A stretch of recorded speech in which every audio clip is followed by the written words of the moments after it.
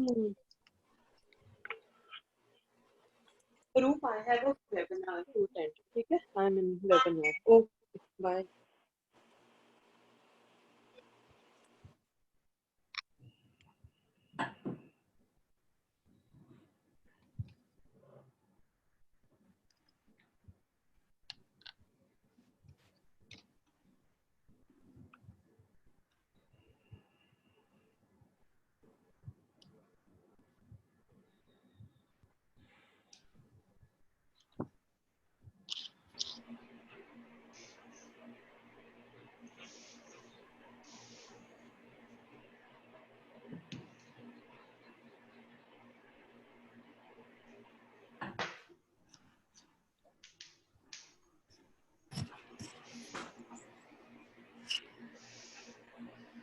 Hi everyone, all the best.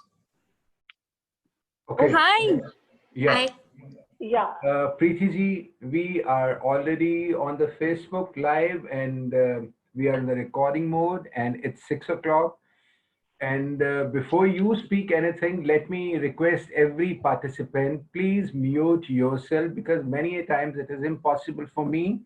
There are certain gadgets which are beyond the control of even Zoom also. So with folded hands, I would request each and every one except the learned speakers for today's evening, please mute yourself. Please mute your gadgets. Thank you so very much. So over to Preeti ji now. Thank you. Good evening, everybody, and welcome to this evening's discussion on Jennifer, a gut-wrenching story written by well-known journalist and writer Nandita Puri. It's a special session for a number of reasons.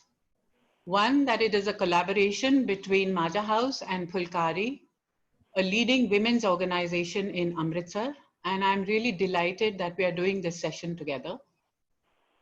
Secondly, Nandita is a good friend of many years, and we have sat over wine and cheese and over lunch and over innumerable coffees when she has regaled me with stories of this young woman called Jennifer. A woman with such a checkered past that you cannot but feel empathy and sadness. And thirdly, because this is a powerful story about trafficking. Trafficking in children under the guise of adoption. It is a story that evokes anger and indignation. And it is a story that leads you to ask some critical questions. These questions and many more will be raised by our conversationalists, and of course, Nandita will answer them.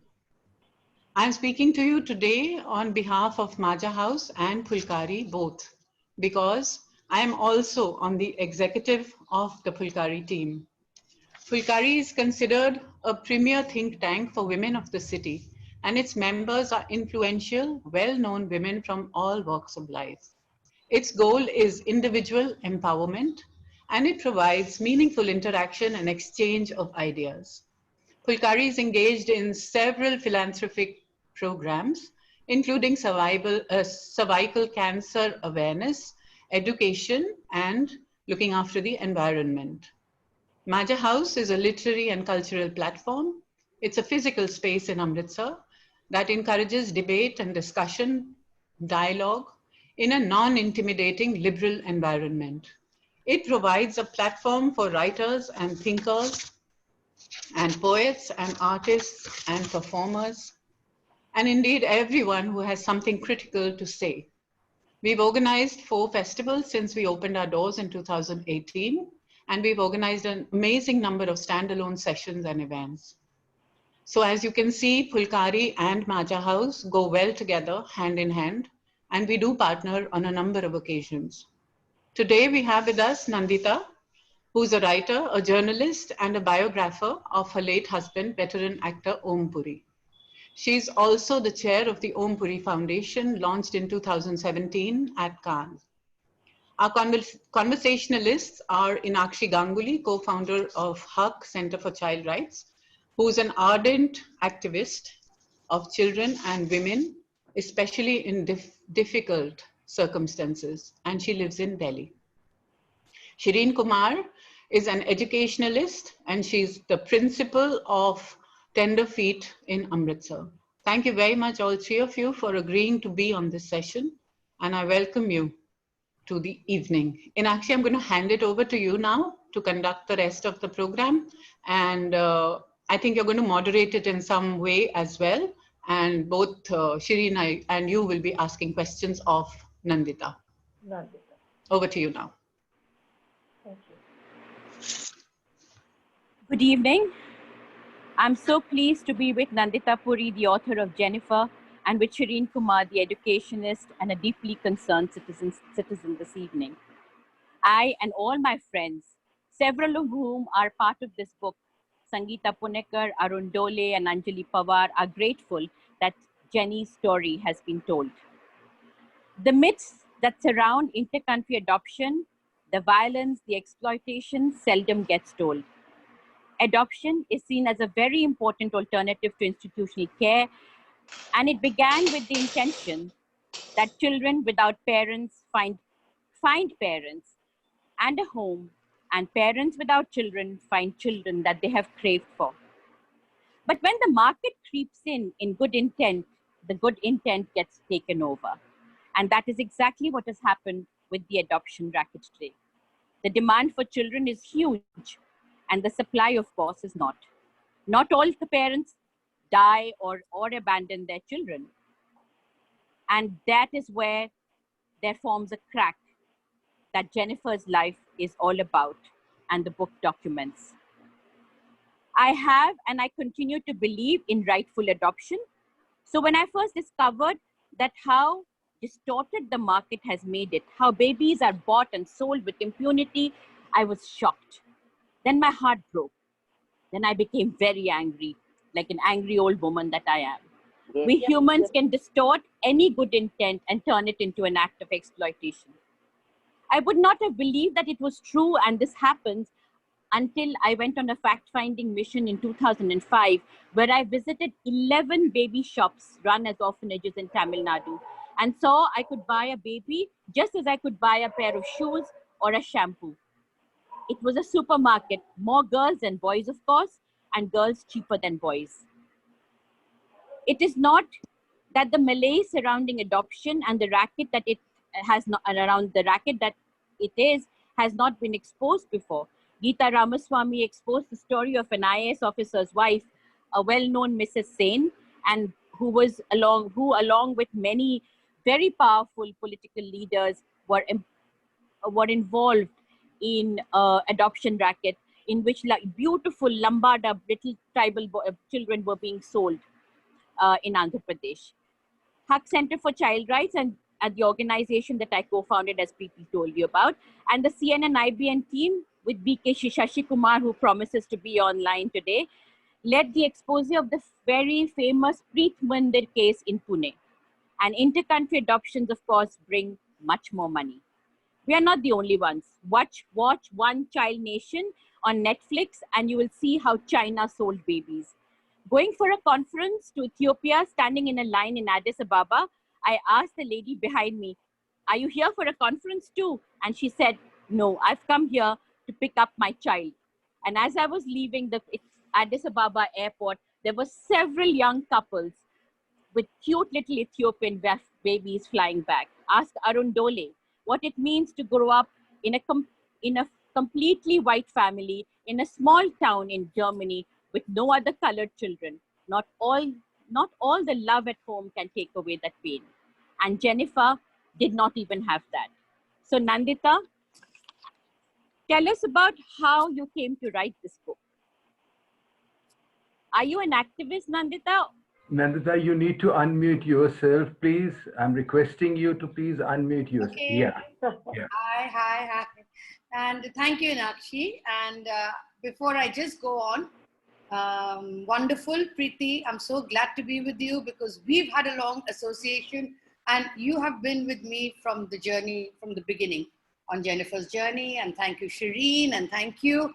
And yes, Inakshi, it's so nice that, here you are, a child activist who works and who knows half the characters in the book, to be taking this session. So obviously I'm talking to people who are very, very well informed and who know what it is, what child trafficking and intercountry adoption is. To begin with, yes, I have had no experience in this field, and as you know what, I come from a completely different background, journalist, film background, been writing film columns and all. So it was in 2014 when, you know, there's an organization, ACT. Arun Dhole is part of ACT, is the founder member of ACT. Arun Dhole, Pradeep Havnoor, Anjali Pawar, and Roily Post from based out of Brussels. So ACT was handling Jennifer's case, and Pradeep is a friend of mine, and he came to me and he said, "Here is a big fat dossier on Jennifer Haynes." So I said, "Yes." He said, "Read it." So I read it, and it you know, took me off completely because I couldn't believe. I said, "Is it true or it's just a fiction?" He said, "No, it's a true story." And so I said, "What do you expect me to do? I mean, I'll pass it on to a journalist friend, you know, can get it." He said, No, we don't want that. We've already done that. I want you to write a book. I said, "Are you crazy? Write a book? I mean, okay, Jennifer's story is interesting, but I have no idea about child trafficking, human trafficking, intercountry adoption. I'm not associated with any NGOs, not a grassroots level worker. So how do you think I am going to, you know, handle Jennifer?" He's saying, no, you will. I just have a feeling you will." So I said, okay. So it took me about 3-4 months to actually agree to it. Then after I met Jennifer, I completely changed the idea of writing the book because she was such a totally messed up, you know, person that it was very difficult to handle her. And then first time, of course, I met her with Pradeep, and then she came home. I mean, she came to my office pad where I'm sitting right now, not home. She came to my office pad and she said, I said, "Okay, we'll start the interview." You know, I got my dictaphone, everything ready. And she said, "Hey, listen, I want to take off my shorts. I want to get into a pair of shorts. I'm taking off my trousers." I said, "Okay." And then she's saying, "Hey, I want to buzz." And I'm like, "Oh God, now is this going to be a lesbo attack or something, you know?" And I was so scared. I actually, you know, send a message to Pradeep. You know, she's saying she needs to buzz. What do I do? And she's, you know, in shorts. He's saying, "Listen, she's completely a little messed up.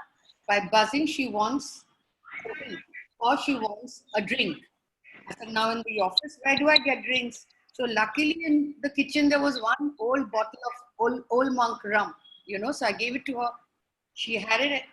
I'd say, "Hey, it's cheap, but it does the trick," kind of thing, you know. So that's how, and after that, it was 2014 to, the book came out in the beginning of this year.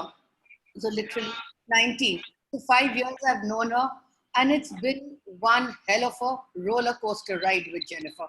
You know, totally crazy. And many times I almost thought of abandoning writing this book. There were the times I would call up Pradeep, and he would keep calling her to his office and explain to her.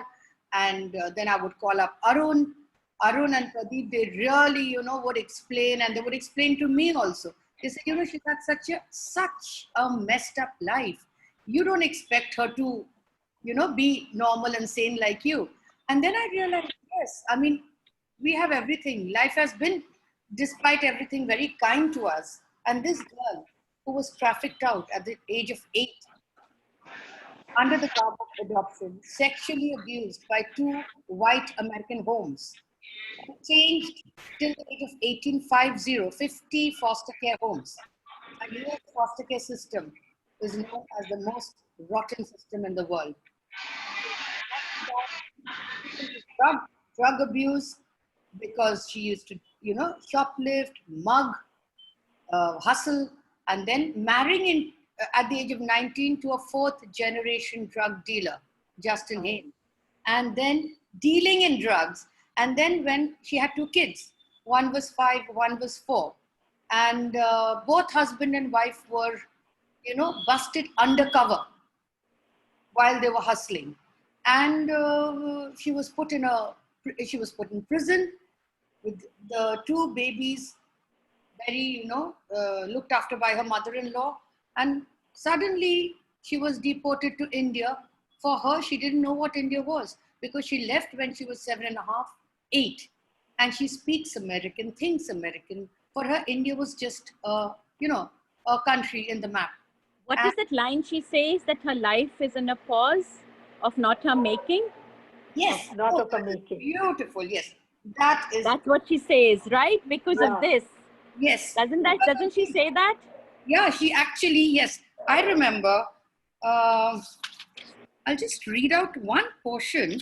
We'll read a little later Fine, after Shireen. But I wanted you to say that line, because that line that Yes. sort of Yes, captures it's actually very everything. poignant. Very That- poignant. Yeah. She says, It's my life, is not of my own making. Every time I try to change, I try to, Yeah. get myself into a better, there were times while in the 5 years journey with her, she did give up wheat, she did stop hustling, but things keep, she says, how do I keep my body and soul together? Don't realize that. So then I realized, everyone says when life gives you lemons, make lemonade. In Jennifer's case, when life gives you a basket full of rotten lemons, how the hell do you make lemonade? Yeah. Yeah, and she Yeah, actually. and also says that her life is always in a pause. Always. Always in a pause. Yes. So Shireen, I want you to come in here, and I wanted to ask you, what do you know about adoption? Did you know anything? I mean, what is the, as a general lay person, we all think of orphanages. We say हमारे बहुत सारे दोस्तों ने भी adopt किया है बच्चों को. So what was your understanding of adoption, and what was the impression that the book brought to you? Thank you for asking this, because can you hear me? Yeah. Can you all hear Yeah, me? what struck you Actually, about the book? thank you.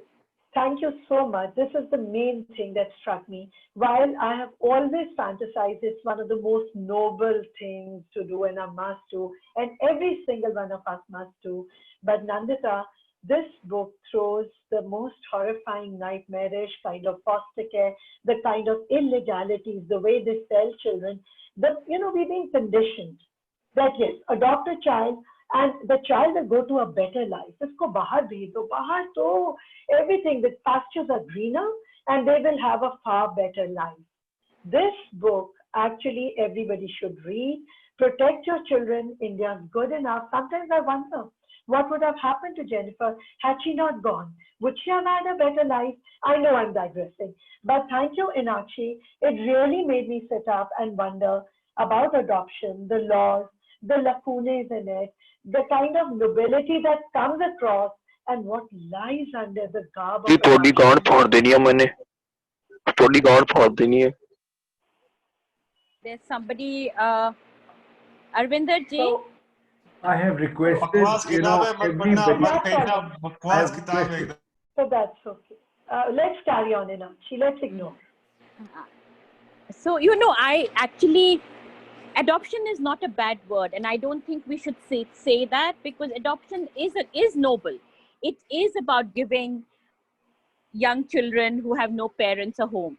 The problem मेरे को मेरे बाप ने adopt करके ma'am दारू की बोतल P के मैम ठोकता था दारू पी के मारता है मैम मेरे को मेरा There's somebody interrupting in between. I don't know who's that. दारू पी के मारता है मेरा बाप madam I think you have to mute everyone, Arvinder ji. Arvinder ji, you are muted. No, You are muted, Arvinder. I think someone, कोई ऐसा है जो अपने को is reaching out with help, for help maybe, and we look at him. आपसे हम बाद में बात करेंगे, आप हमसे अलग से बात करिएगा. ये किताब के बाद चर्चा हो जाए, फिर आपसे हम बात करेंगे. तो गोद लेना बुरी बात नहीं है. Adoption is not a bad thing. जब बच्चों को बेचना खरीदना शुरू होता है ना, when it becomes a market, that's when the problem arises. And I wanted to tell you, before I asked Nandita to write a story, I wanted to tell you about an amazing experience. Not amazing. I mean, it was amazing because it's unbelievable experience that I had. A friend of mine, her husband called up. His sister is an Australian citizen. you know, उन्होंने बच्चा गोद ले लिया था. All the paperwork was done, and the mother then arrived, and suddenly this lady said, look, the mother has arrived, so obviously the children are not orphans. I was told the children are orphans. And so because she was told the children were orphans, she was about to put the children on a plane and leave for Sydney. And it was just a moment of chance that the mother had arrived, and so this gentleman called up and he said, "Meri behan ko nahi chahiye. Can you help this family?" And it is true. For 1 year, the father had been looking for his children. The children had been, mother and father had a fight. Mother ने ISPT में बच्चों को छोड़ दिया. Police लेके उनको orphanage चली गई. No effort was made to find the parents. So this is when, and the father was told by the orphanage or the children's institution that उनकी life better हो जाएगी, वो विदेश में चले जाएंगे. आप तो कुछ कर ही नहीं पाओगे इनके लिए जो वो उधर हो पाएगा. जो आप कह रही है ना शिरीन, life is better. अंग्रेजों के घर में रह पलेंगे, विदेश में जाएंगे. Conditioned initially that the children are going to a better life, बाहर तो बहुत ही better होगा, and all that. So on this note, Nandita, थोड़ा पढ़ेंगी आप अपनी किताब में से? Would you like to read something?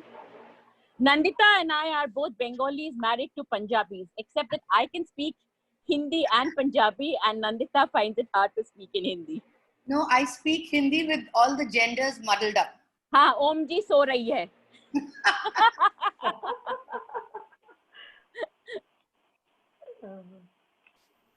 So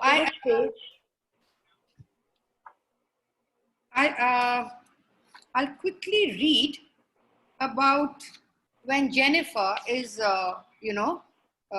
put in a plane and sent to India after 28 years when she is, because she was in prison.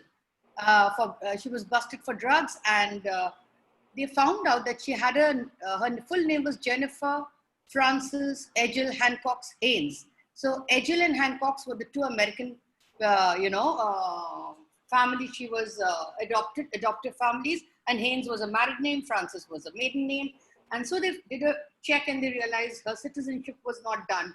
So, and then she was put hands and feet shackled and sent on a flight to Bombay. She didn't even know what India was. Nandita, page number, please. Page number. Page number 11. Page number to batao, madam. 11. Okay. As the last of the passengers from the business class had left the aircraft, Jennifer was led out by Sylvie, who had a yellow envelope containing all the relevant documents for her to enter India. Sylvie handed the papers to a Mumbai police officer. मैंने किताब पढ़ी हुई है, इसमें आखिर में Jennifer मर जाती है. Sylvie handed it to a Mumbai police officer, who then made a few calls and told her that Jennifer was to be returned to the US. On hearing this, Jenny's eyes lit up with happiness for a brief moment, but it did not last long, as a senior officer came in and said that the papers were in order and he had received instructions to let her go. "You can go now," he told her. "Go where?" she asked, still dazed. Her feet were shackled and people stared at her. One of the local security guards unlocked the chains from her feet. "You are free to go wherever you want, madam. You are free now," the officer said. For the first time in 48 hours, Jennifer was free of her shackles. She still could not revel in her freedom, trapped as she was in a world she had no idea of. Yeah, so sad. So, are you reading something else? Yeah, I will quickly read.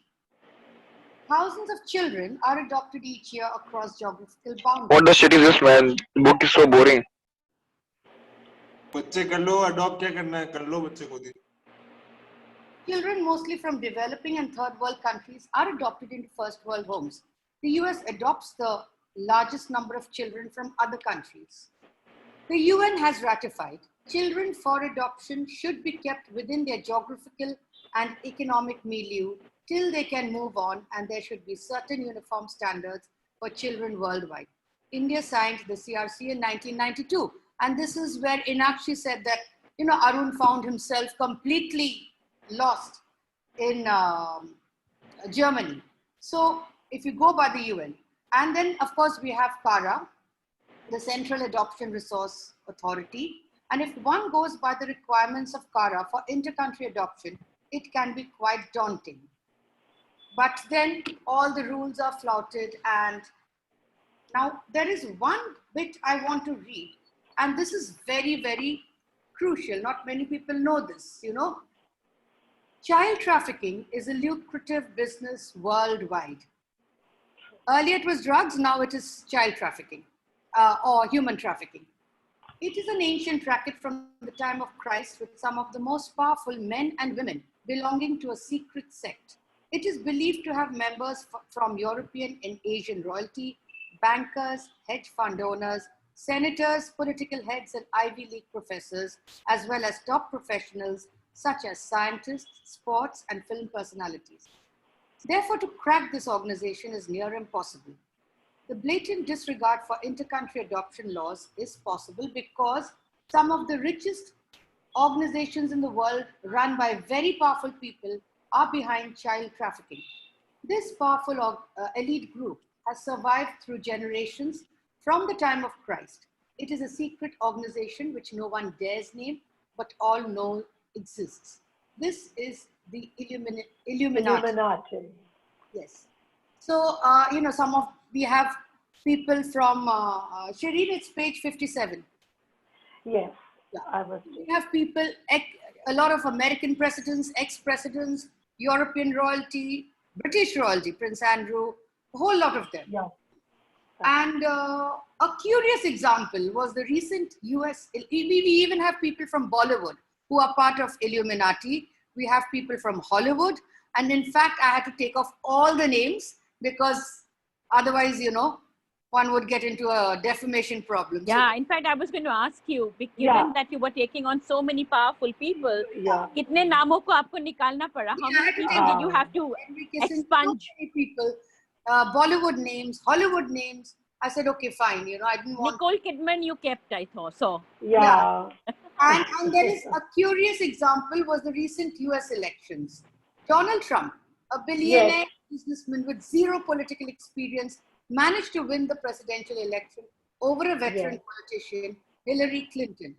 This despite Clinton reigning high in the popularity charts. Apparently, he is backed by the Illuminati, who are actually running a shadow government of the world's most powerful country, knowing Trump's human frailties and consequently having a major hold over the world's finance by controlling arms, drugs, and the child trafficking. Thank you, Nandita. Shireen, would you like to ask ask Nandita some questions? Yes. Yes, in fact, Nandita, I really read the book from cover to cover because it was really so riveting is what I would say. But one thing, I couldn't empathize so much with Jennifer. Do you feel you were more emotionally invested in her than probably a real or just a common or a casual reader would be? Do you think, I've been, I've spent a lot of emotions, but what happened with somebody like Jennifer, when you invest your emotions are also exhausted, That was something I found, but then I had to invest emotionally because if I could not get into Jennifer's mindset, her life, the way she's her mood swings, her everything. If you can make out from the book, it is not all praise about Jennifer. Yeah. It tells her as she actually is. At the same time, it also tells why she is like this, why she's different from you, why she's different from me. And I think Pradeep and Arun helped me a lot in understanding this. See, because Inakshi has been with, child rights. She's been a child rights activist. Yeah. Pradeep and Arun. And there are so many multiple personality disorders, which is not their fault because of all the sexual abuse they've gone through and everything else, the nightmares they've gone through. Because of which you might have found it a little difficult to write it. I don't know, but I was wondering. Very difficult. I luckily had to tape her. And then every time she would come and when I would cross-check the facts, she said, I never said this. Oh, that never happened. When did you write this? Why did you write it? Then again after, and I'd go completely crazy. And then again, after some time, she'll come back. When I change it, she'll say, no, the earlier one was right. Why did you change? Oh my God. So, that's Exhausting. it took 5 years. And then finally, I would talk to Pradeep, I would talk to Arun, I would talk to her mother-in-law, Judy, in the US. And Judy would say, she has a habit of doing this. So please, then she would, backbite about Judy, who's really looking after her children. She would backbite about her boyfriend here and his mother, who really... In fact, Judy is one of the most beautiful, the most pleasant surprises in the whole book. Absolutely. The way she and Austin later come across, Yes. they actually shatters the stereotype of a mother-in-law. She never even liked Jennifer much, yet she supported her financially, emotionally, bringing up her children. Just imagine that. Yes. I mean, she's the finest example of a human being. Absolutely. Like, as in the world, there are lots of, Edgels and Hancocks who abuse. There are also Judy's and Austin's mother. Despite everything, despite they not liking Jennifer, they do their duty. And I had to explain this to Jennifer. I said, you are blessed to have mother-in-laws and a boyfriend's mother who, despite you abusing them, and she has a habit of even all the activists in Akshi, Arun, apart from Arun and Pradeep, Anjali, Sangeeta, everyone, Reena who helped her, they were all MFs or they were bitches. And I was also one of them. And in fact, in fact, her language was, Sangeeta said to me, she says, मैं तो रो पड़ती थी. When मैं तो रो पड़ती थी, वो मुझे इतना डांटती थी कि she said I was standing in the for a passport, and which you've written about that, she got a passport. Yes, you have. So they were standing in a line on a passport line, and she got into a fight with somebody. Yeah. So in fact, first time, this is very interesting incident. The first time I went to Thane to meet her and Austin and her, her company of friends who were dealing with meth and all these drugs. So I wanted to meet them. So I had a cop friend of mine who, of course, was dressed casually. He came as, like a friend of mine whom Jennifer thought was my boyfriend and blah, blah, blah. So this guy, he's used to dealing with the toughest of criminals. So he was sitting and we picked Jennifer on the way and we said, we need to park the car. So she said, park it in the Thane railway station. So we go there and then suddenly she said, I'll call this guy. She said, hey, mother chod, idhar aa. And, I said, what did she say? She said, hey, mother chod, idhar aa. And the guy looked like that, but he came because that is Jennifer. They're all used to her, abusing. They take it from her. Yeah. And the cop was absolutely saying, what is she saying? I said, you're a cop. You should know. So actually, it's interesting because I think a little bit of the story of Jennifer is important that people know, the listeners know. Jennifer was adopted from a children's home in Bombay. She had her mother and she had her father.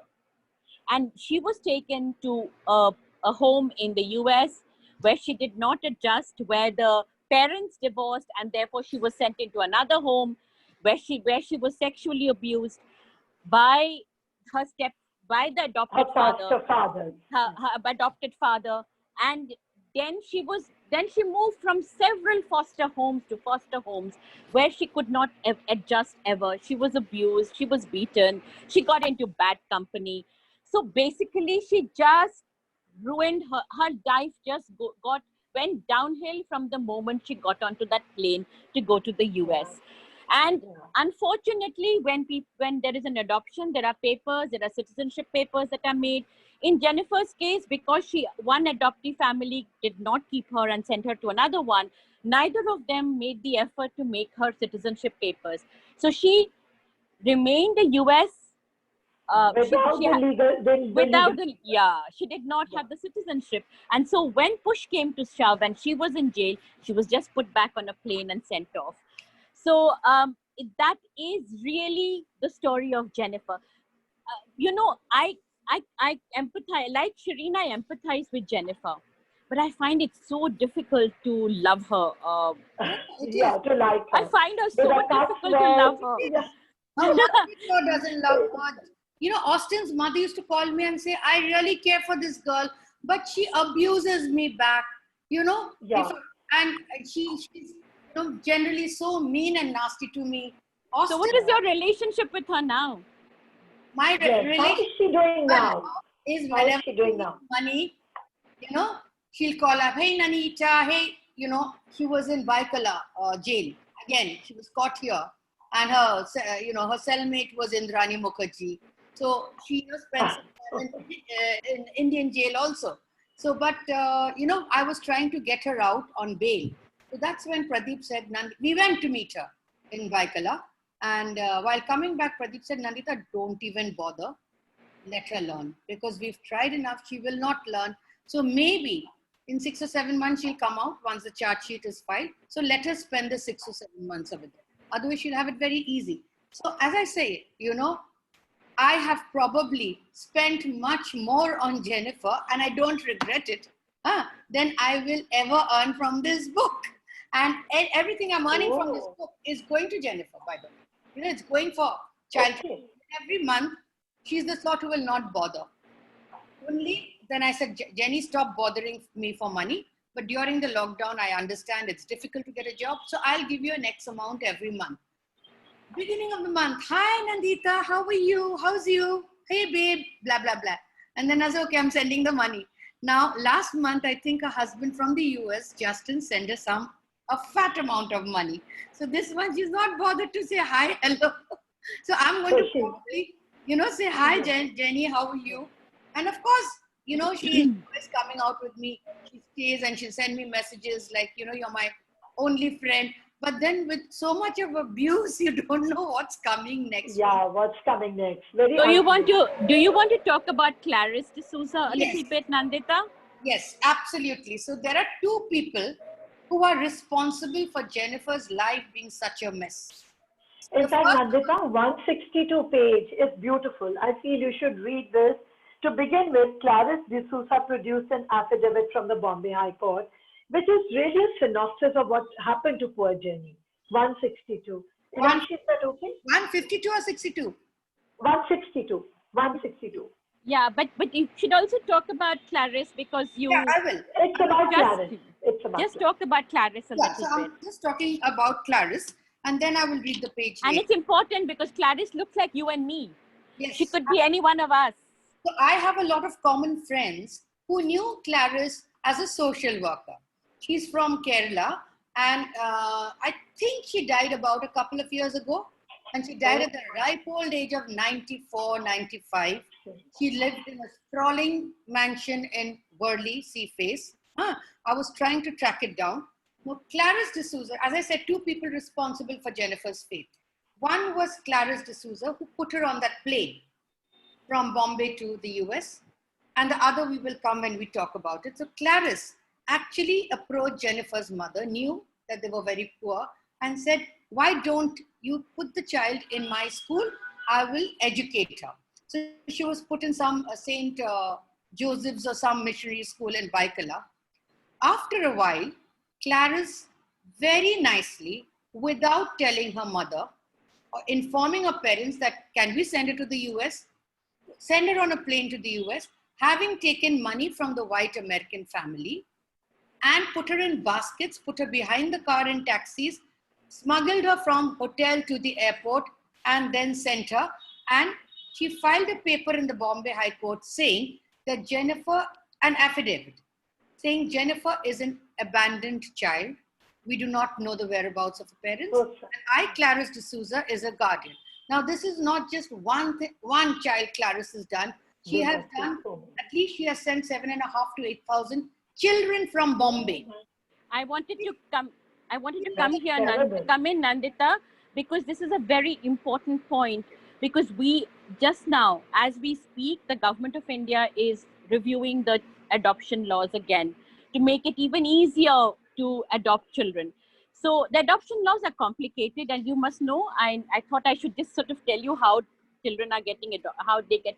So many religions cannot adopt. So therefore, the Juvenile Justice Act, which is a law of a different kind for different purposes, they brought in adoption into that so that children could be adopted easier. Like all religions, Muslims, Parsis, Hindus, Christians. Christians and Muslims do not have adoption in their personal law. So as we speak today, the Juvenile Justice Act is being amended. There is a proposal in the government that district magistrates, district collector, जिसको कहते हैं ना collector साहब, now collector sahabs can give the babies away into adoption. So because it's going to be misused. Yeah. So the It's idea, not. what I would have, as I think what Nandita is saying, I need to reiterate that adoption is one of the most legal forms of trafficking that we see in this country. क्योंकि papers सब ठीक होते हैं, paperwork complete होता है, लेकिन उसमें yes, and sometimes very good intentions when they are seen in a myopic manner, and in this case, and I'm going to name it was Mrs. Menaka Gandhi who suddenly woke up and said, "इतने सारे बच्चे institutions में हैं, they need to be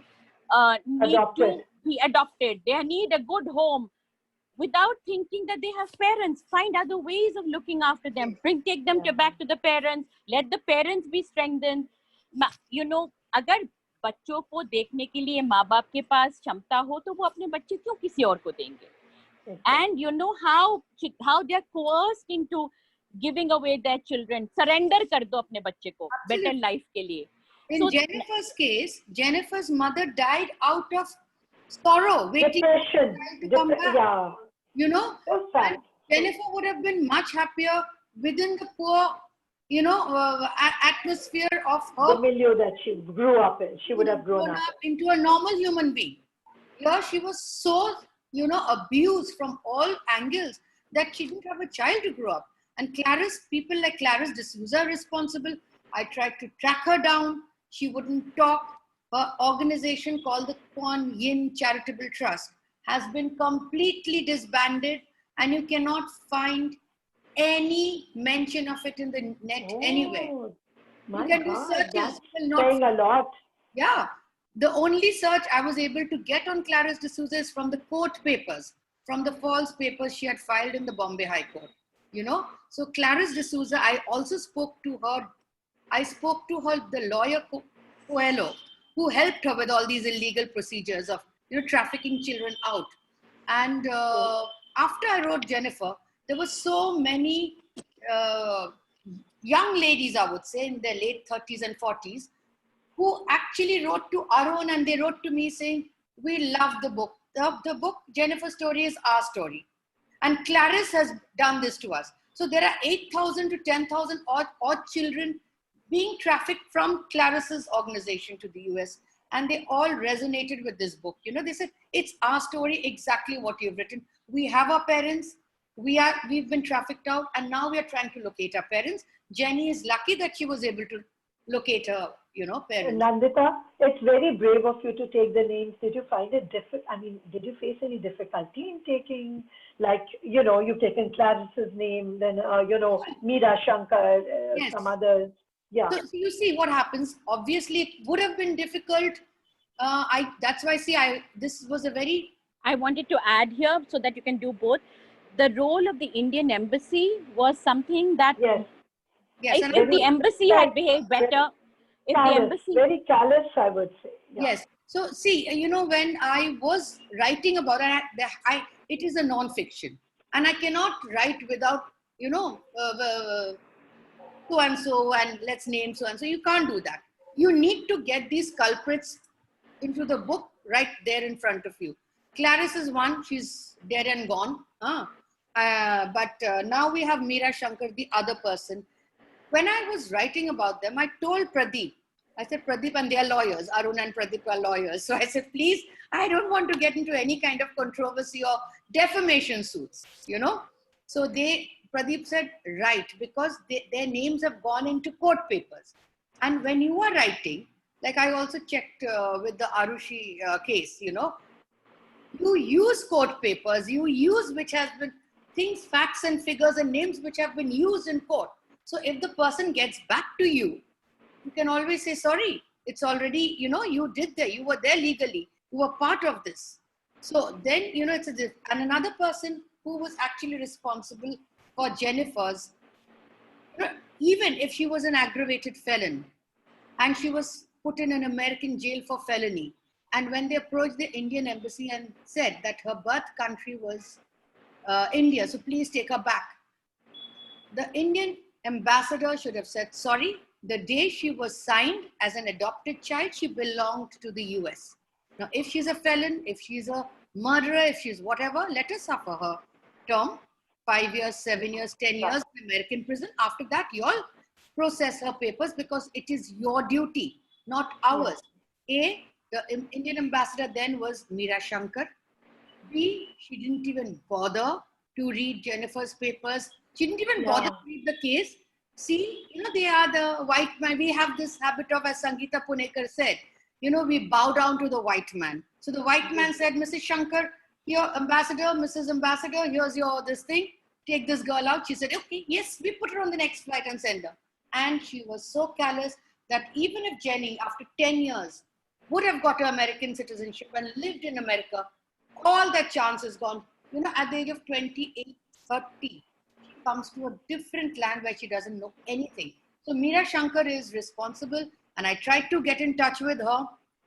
I left her emails. Now, we have 15 minutes left. I was wondering if we could get in the audience at this point of time. Please? Yes. I can't see any questions. I wait. No, there are a few questions. Yeah. Well, I've got all the questions down, at least some of them. So can you? Yeah, so I can begin with this, and then if anybody else would like to raise their hand and ask a question, we can, you know, unmute them as well as have them on the video if somebody does raise their hand. So let's begin. There's a question about the adoption, that it's part of Indian culture and tradition and so on, but usually families adopt. And the problems begin when you go to agencies or through agencies. But surely there are checks. What are these checks? The agency must be doing some kind of, you know, checking the legality as well as every other process of the people. That's what they. Nandita, would you like to answer, or should I answer that? Okay, so there is, of course, there is an entirely legal process laid down by the law as well as CARA, and unfortunately, CARA did not exist when Jennifer was adopted. So, कोई guidelines तब थे नहीं क्योंकि CARA came in afterwards. So the current guidelines no longer exist. But it is not about the non-existence of law. It is about how we perceive, firstly, what we perceive as children as. If we perceive them as products, then we will find ways to sell them. When CNN IBN busted baby sale network in Delhi, so, you know, it was a policewoman who told us. It was a placement agency. Under the garb of a placement agency, they had girls who were getting pregnant, jinke bachcho ko they were then selling. But perfectly legal. There is a mother who's making surrender papers, who is then, so the law is, there is a law. Unfortunately, if the law changes now as it's going to be amended and it goes down to the district collector level and not even to the court, I don't know what's going to happen, because district collector has like 50 mandates to do. He has no time to be looking after each child. So he will give it to somebody else to do, I'm sure. And so this is just going to become easier. It's just going to become easier. And so sometimes very good intentions turn, when we don't do it like nicely and we do it in a knee-jerk fashion, it can go really wrong. Preeti, another question? I also wanted to say that CARA, the main thing what CARA says, and CARA came into 1990, and Jennifer was sent out in 1989. It was just a year unlucky, you know, years difference, which proved unlucky for Jennifer. What CARA says, like if I were to adopt, say, Inakshi today, and I'm staying in Italy, and I sign the papers, and I tell her after 6 months, I'll send you the ticket to come to Italy. But from today, she becomes an Italian citizen. So that law, unfortunately, did not exist in 1989. So that is how the whole, I think so. She became a victim. She became a victim of that law, and also that she traveled all the way also. Had they come to pick her up, maybe they might have processed the papers. You know, I remember like when Preeti. we were talking earlier about it and you said that she's not a very attractive character, and I'm sorry, that's also my feeling. She doesn't really evoke, I mean, I feel sorry, but not really attracted to this person because of all the other, you know, Yeah. things that I mean, she the has in judge her doesn't give character. her a good judge. So do you want to also, Shireen, you also, because you're also a principal and you're dealing with little children. So what about this whole debate on nature and nurture? What would you say about that? in fact, Dr. Gaurav Desh has also put a question I right know, now but if you you were tell to me read about it. the nature nurture thing because Yes, it's so yes, important in yes. this, the bringing up of You know, children. we've always had the debate and we've never ever come to a conclusion. Two schools of thought will always exist. Whether a child is a product of the genetics or environment, nature or nurture, both play an equal part. You know, I know about adopted children whose genetics have popped up later after so long, like how come they have criminal tendencies? You know, I'm just not saying. So I don't think there's ever been. But of course, nurturing is very important. Environment does play a very large part, but I feel as they grow older, the genetics at times do take over. They become stronger than perhaps the circumstances or situations at times. Yes, I think Dr. Guruptesh had this question. Would you call Jennifer a child of circumstances, or did she have something in her to make her destiny? Nandita, do you want to? Totally a child of circumstances. You know, there's no two ways about it. When she says every day, what happens is my life is not my own making. I can't even, every time I try something, something else comes in, you know. So it's very unfortunate, but that is true. There is my co-founder of Haq Center for Child Rights, Bharti, has written a very long message on the chat box. But I think we should ask Bharti to come in, Inakshi. Maybe she can tell us a little bit Yeah. about that. Yeah, you know, please do. she made the Please point do. about Kara and Yeah, the yeah, please process do, which the please do. government is trying to That's change. why I will I do was going it, to ask and you that. Advocate Anjali Pawar has also raised her hand. Yes, she's in the book. She's in the book, so she should come in. And if Sangeeta is there, please allow her to come in also. Can I see Bharti? Let me just see Bharti, and I'll just unmute her. Yeah. Yes, I've unmuted. Thank you so much. Unfortunately, the Zoom camera does not work for me. Doesn't matter. So, yeah, I mean, my concern, you know, increasingly with adoptions is that it's not just the international adoptions, but also the domestic situation, which is very, very messy. And, you know, I say that because, you know, while the JJ Act brought in adoption as a form of alternate care, JJ Act being the Juvenile Justice Law in the Juvenile country. Justice Act. Yes. Over the years, you know, it has expanded, and it, you know, then we got into the whole thing of, as Inakshi pointed out, allowing people of different communities to adopt. But probably we need a special law on adoption, like we have one on marriage. We have the Special Marriages Act, which allows people from all communities who want to have interfaith or intercaste marriages, you know, to use the law for it. Similarly, you know, we should probably have a law on adoption itself. Just having adoption regulations by itself, you know, is a very messy situation, because then it is left up to the executive to keep changing it at their whims and fancies. You know, whenever they get an opportunity or they think, you know, something is not working well for them, they are likely to change the adoption regulations, whereas changes in law require a certain process. So that's one thing.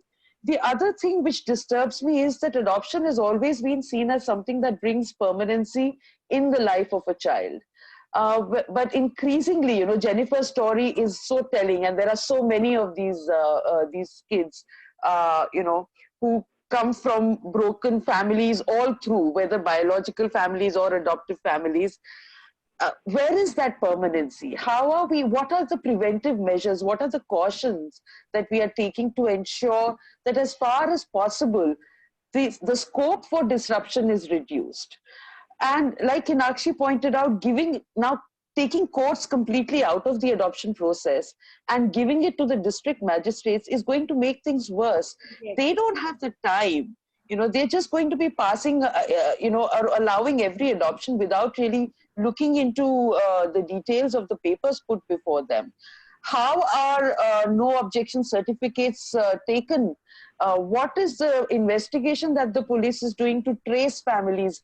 The case that Inakshi Absolutely. shared about the the NRI Australian friends who were adopting children and the mother had left the babies at the ISBT. You know, the babies were able to give enough hints to the police about where they lived. They were giving the locality where they lived. They could not give the house number, but they were giving the locality to the police. No efforts were made by the police to trace the family. So, you know, these are things that require a lot more attention. And the structural changes that somebody has raised a question, I could see that on the chat. These are the kind of structural changes and mechanisms we need to build in to ensure prevention. Thank you, Bharti. Can you let Anjali in? Anjali, let me introduce Anjali. Anjali Pawar was responsible for Jennifer to be able to find her family. She's the one who traced her family, her home, found her brother, her father. Unfortunately, her mother was dead. So, Anjali, can you allow? Anjali, Yeah, I've have you already unmuted? unmuted. I'm in. Anjali. I'm in. Anjali, thoda sa talk about Jennifer a bit. I know. Talk about Connection to real life. Hi. Connection to real life. That's wonderful. Yeah, because I remember the day when Sangeeta called me. We were working on the Supreme Court petition regarding adoption and all. And she called me and she said, there is one case, there is one girl. So I was like, what?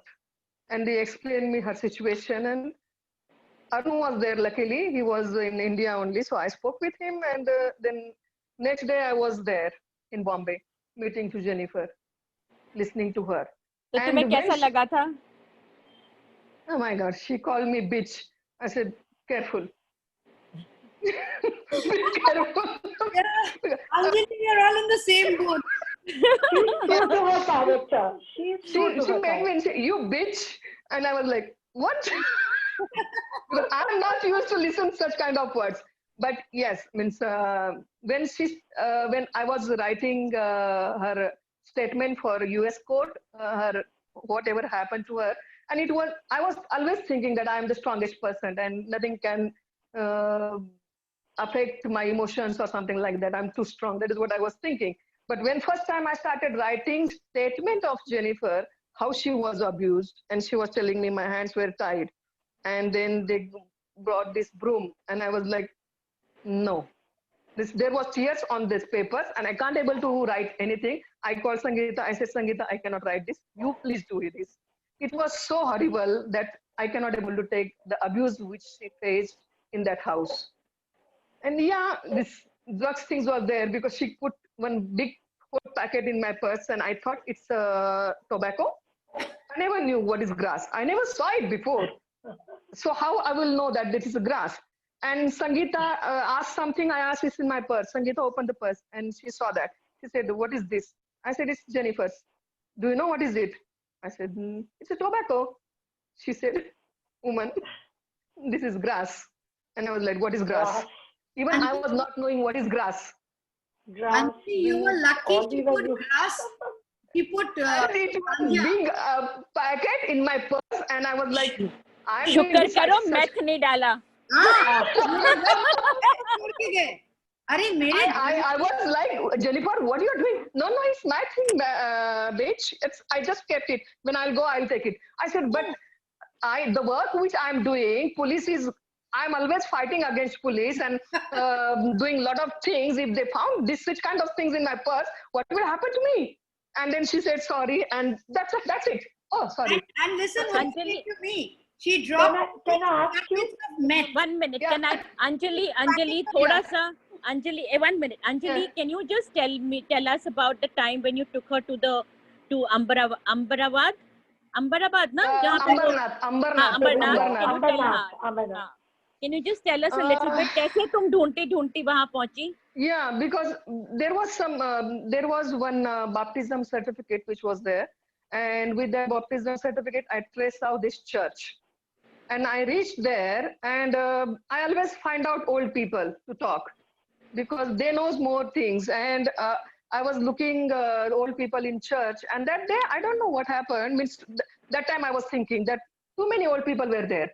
So I met one of them and I asked them that, okay, I'm looking for this woman, and this is the thing. Oh, and he said, oh, she's lying there. And I was like, oh, she's alive and she's there. He said, she's lying there. I said, lying there means what? Oh, she's in that, what you call to that qabr. Grave. So I was like, is it? Because everybody, that day somebody died and all old people were there. And everybody was knowing that Jennifer was sent to America for education. She was told, means her mother was told by Clarice D'Souza that Jennifer went to America for her education. And this old lady, means 2 years before when we reached there, 2 years back she died, and she was waiting for Jennifer for whole life, and she thought that one day she will come and change their lives and everything. So that was the thing which, and it was really sad. Can I just ask Anjali one thing? That but Shireen, just remember. Shireen, just remember that after you speak to her, just bring in Sangeeta, because she's also here. Oh, all right. No, this is just regarding Jennifer. I just thought that considering everything is out in the public domain, as Nandita has journaled it, in other words, the facts are so well written, is there no chance for her to go back there to her children? Can her case not be reconsidered, reopened on humanitarian grounds? I mean, America does kind of. We tried a lot. They've taken so much, you know. Drug felony is really kind of shitty thing there. We tried in all levels. We hired really big lawyers and everything, but it was not happened. But nowadays she's saying, "Oh, I don't want to go there. I'm happy here in India." She made it very clear to me she doesn't want to go there at all. So, Sangeeta, can you Sangeeta, can you unmute yourself? Can we see you? We have two Sangeetas, one with Sangeeta Punekar. Sangeeta Punekar. Hi. No, one is with Sangeeta with double. Okay. Sangeeta Punekar. Okay. SANGETA. Turn on your camera. अच्छा संगीता तुझा camera कुठे आहे?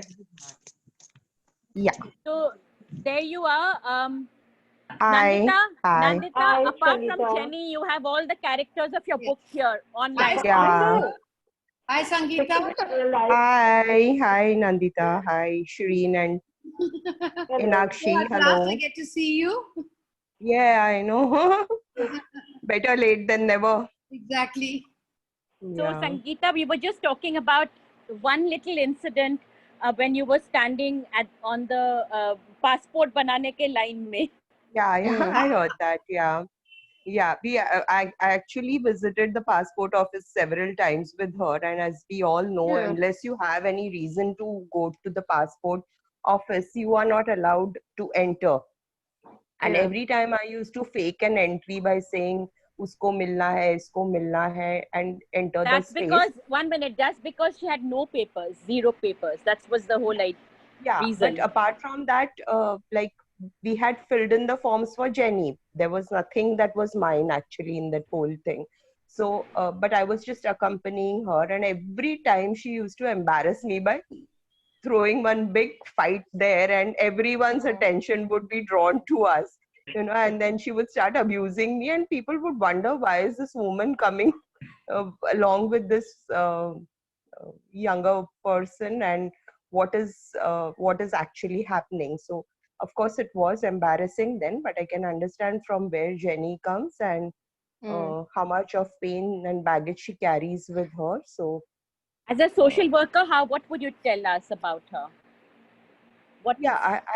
I mean, she was clearly carrying a lot of baggage, and she was clearly angry with the world for whatever had happened to her, and a lot of that anger and a lot of that pain reflects in all her behavior, and she tries to be happy, and she tries to live a life which is I guess difficult.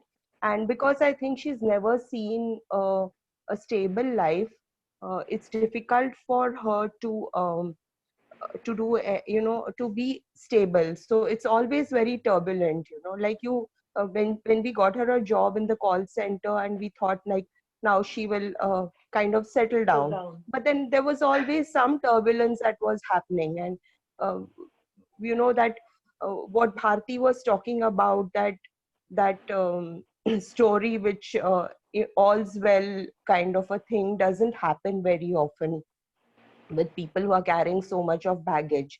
It's always a turbulent life, and many of the adoptees that we see go through this because it's not the fairy tale story anymore for them.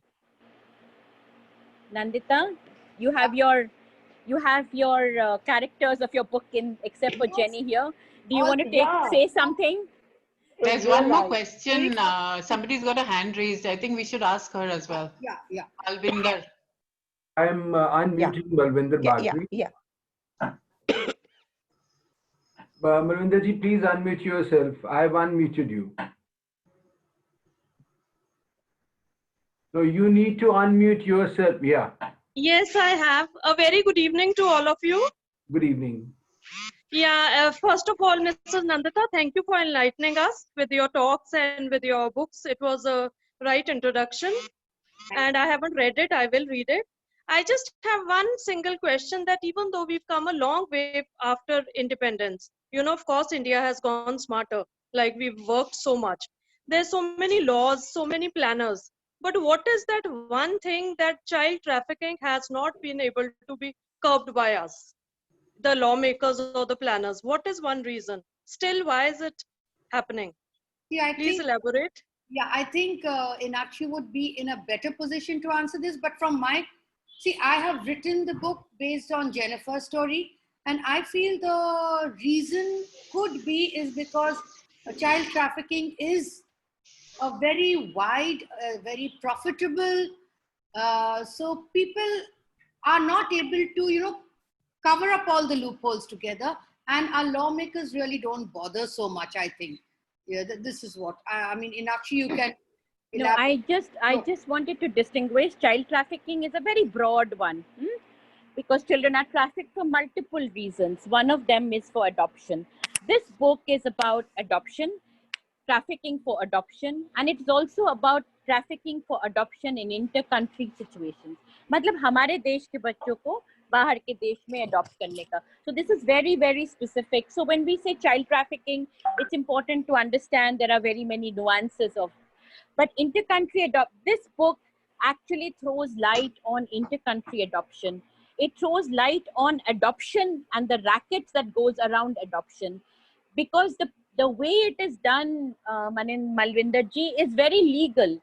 And the reason it will always be trafficking, but there will always be khareed farot of children, is because there is demand and there will have to be supply. Demand के लिए supply करने के लिए कहाँ से आएगा? तो वहाँ से तो ये you have to go around the law. I would like to add this as well. You are very right. Thank you so much, Mrs. Thukral. And there are so many Jennifers. We all agree. Your answer is very right. There are so many Jennifers. Thank you so much for taking my question. I thoroughly enjoyed your answer. Anjali, you wanted to say something? And yes, regarding whatever she asked, that why this is happening. First of all, everybody's quoted whole this adoption, it's like a sweet ball. Oh, poor children, how they are not having house, nothing. But no one is thinking how children are coming in this system. How CWC, child welfare committees, are making them free. How all these lawmakers and all these people who are sitting in Kara and all allowing this trafficking. One of our case, which is, you also discussed about it, Preet Mandir case. The Kara chairperson, ex-chairperson that time, Mr. J.K. Mittal is charged sheet, and I myself investigated that matter. I found out all these bills, everything about this Mr. J.K. Mittal, whatever he did, and submitted to High Court, and he charged sheeted by CBI in this case. So even currently also, they centralize everything, put everything in their hands, and I heard a lot of things, but without proofs, I cannot do anything. But whole this, whatever happening regarding till the time you will not remove money and secrecy from the adoption, things are not going to change. Still, same things are happening. Still, I'm helping. Just now, last week, I found out mother of one child where the family was trying to arrange inside everything. but this adoption agent not allowed that. And so much big names are involved in this adoption, and they even tried to book me in a different kind of ways, putting different allegations on me if they cannot put, they cannot bribe me. Thank you, Anjali. Actually, we're running out of time. Yeah. One last Actually, word there's one from. question from Kishore, and I would like all of you panelists to answer that. Is adoption allowed for the single parents or the same-sex couples? Yeah. Yes. Yes. It's allowed for the same-sex couples or for the single parents also? Yes. Yes. So I think probably Kishore, your answer is, your question is. Okay. So now, I'm can going I to now ask ask one Anuradha. last? I wanted Nandita and Shireen to Yeah, have then the Inakshi will last ask word. Anuradha to come in and wrap up after that because it's pretty late already. Yeah. So one minute, please, Shireen. 1 minute and 1 minute, Nandita after that. Nandita, I just want to say it was such a pleasure talking to you, reading this book. And sometimes I imagine a Jennifer who doesn't use cuss words, who doesn't have mood swings, who's not having an old monk, and who's probably, do you ever imagine a Jennifer like that? Can you for a moment? But I really wish that she's united with her children and she goes back, and I wish her all the best. But thank you for bringing this book to us and this wonderful panel of discussion. Really great. Nandita? Thank you, Shireen, and thank you, Inakshi. Thank you, Preeti. But yes, my whole thing is, yes, Jennifer's happily settled here. She wants to go back to the US, but only as a visitor. I think, she just loves India now. And let's see what we can do for her here. And she also has to help herself, Everything Yes, so she doesn't help herself at all. And she So we run. Thank you so much, Preeti and Madhya House and Arvind. I mean, we need to ask Anuradha to please come in and do the wrapping up. Yeah. Please unmute Anuradha Bhatia. Yeah, I'm doing it. Ji, all right. I'm there. Yes. Yeah. Can you see me? Yeah, Can of you course, hear? Anuradha. Yeah, of course we can see. Wow. What a revelation this session has been. We all know that child trafficking exists, but for most of us, it's something that exists in the shadows. This session just makes it more hard-hitting, more real, and I think it has made us more sensitive to it. Nandita, thank you so much for bringing the story of Jennifer to the world and for this wonderful, riveting session. Inakshi, you're going out there and addressing this issue head on, and you have given us much to think about. Thank you so much. Shireen, thank you for your very insightful perspective to this story. It has been an absolute delight, ladies, to hear you. I would like to use this opportunity to thank Pulkari and Maja House for bringing us these sessions from which we gain and learn so much and stay entertained too.